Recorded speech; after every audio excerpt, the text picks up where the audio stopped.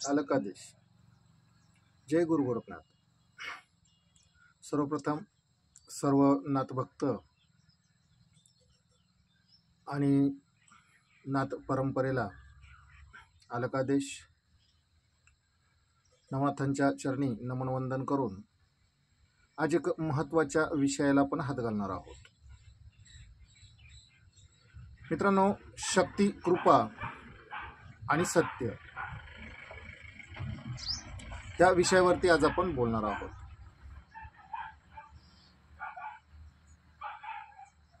जगद्गुरु दादा गुरु गोरखनाथजी महाराज यांच्या आदेशानुसार जे ज्ञान मला प्राप्त होते झाले, जे आदेश होतात त्याच विषयावरती आपण बोलणार आहोत. मित्रांनो, शक्तिकृपा म्हणजे काय आणि त्यामागील सत्य त्याविषयी आज आपण जाणून घेऊया. तर मित्रांनो, शक्तिकृपा म्हणजे सवारी येणं, हवा येणं, संचार येणं, वारं येणं, अंग हलणे, घुमणे हे नाही. शक्तीने फक्त तुम्हाला जाणीव करून देण्याचा प्रयत्न केलेला आहे. तुम्ही घुमता, तुम्हाला संचार येतो, हवा येते, वारं येते, कोणत्याही देवीचे असो, कोणत्याही देवाचे असो, नाथांचे असो, प्रेत असेल, भूत असेल, करणे असेल, तो भाग वेगळा आहे. पण देवाची कोणतीही सवारी येत असेल, संचार येत असेल, वारा येत असेल आणि तुम्ही जोरजोरात घुमता, म्हणजे तुमच्यावर पूर्ण कृपा झाली, दैवशक्ती तुमच्यावर प्रसन्न आहे असे नाही. हा तुमचा भ्रम आहे आणि गिरमाळीच्या गुरुदीक्षेच्या नावाखाली तुम्हाला भ्रमित केलं जात आहे. ना तुमच्या शक्तीला कुठले सामर्थ्य आहे, ना तिला हवी तशी दृष्टी आहे, ना तिचे वचन ती सत्य करू शकते, ना तुमच्या मुखातून ती वाणी शुद्ध करू शकते, ना सामर्थ्याने कुठल्या संकटाला, पिढेला ती निवारण करू शकते. मित्रांनो, ह्या भ्रमात राहू नका. जनकल्याण, जनकार्य करून काहीतरी उगाच नाव कमवणं, पैसा कमवणं किंवा इतर काही मानसन्मान कमवणं ह्या गोष्टीमध्ये विनाकारण पडू नका. प्रत्येक शक्ती जनकार्य करते असे नाही, जनकल्याण करते असे नाही. गुरु दीक्षित करणारी शक्ती, सामर्थ्य पुरवणारी शक्ती वेगळी आहे, क्रिया कार्य करणारी शक्ती वेगळी आहे, पीडा बाधा निवारण करणारी शक्ती वेगळी आहे. मित्रांनो, प्रत्येक शक्तीचे वेगवेगळे कार्य आहेत.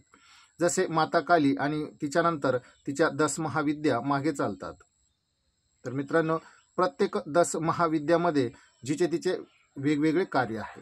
मग तुमच्याच सवारीला, तुमच्याच शक्तीला अशी सिद्धी विद्या कुठून प्राप्त होते, तुम्ही आणि तुमचा गुरुच जाणे. मित्रांनो, ह्या भ्रमात राहून उगाच वेळ, पैसा वाया घालू नका.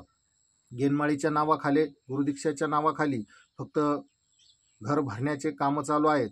समाज, जन मात्र खूप अडचणीत आहेत, प्रश्नात आहेत. कुणाचेही कल्याण होत नाही. गुरुचे मात्र कल्याणच कल्याण असते, शिष्य मात्र त्रास आणि हाल सहन करत आहे. गुरुदीक्षेच्या अगोदर तो सुखी असतो, आनंदी असतो. शक्ती येण्याच्या, संचार येण्याच्या अगोदर तो सुखी असतो, आनंदी असतो.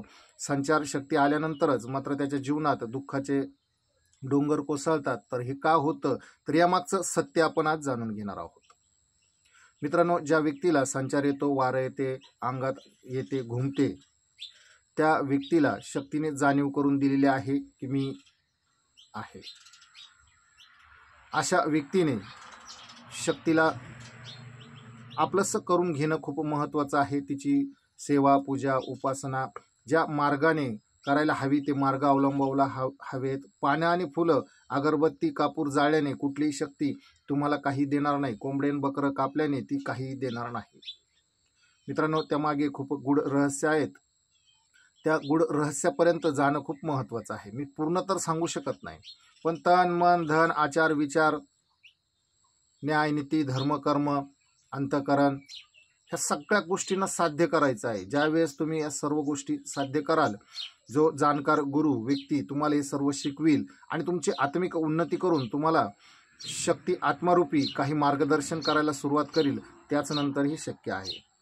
घुमले आणि मंत्र केले, गुरुमंत्र घेतला आणि तुम्ही जपत बसल्याने कुठलेही काहीही होत नाही.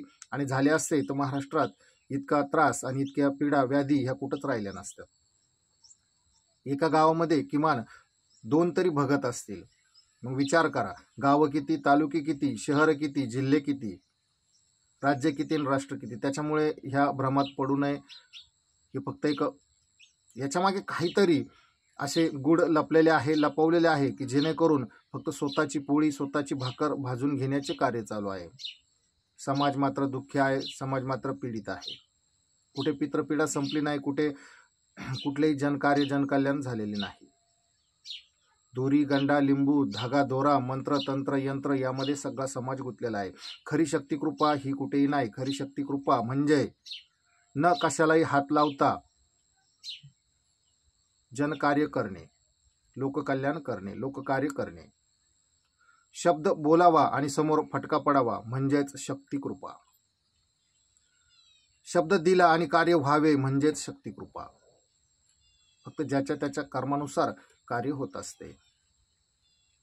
जो ज्या कर्माचा आहे तो त्या कर्माने देवाकडून आपली उन्नती करून घेत असतो.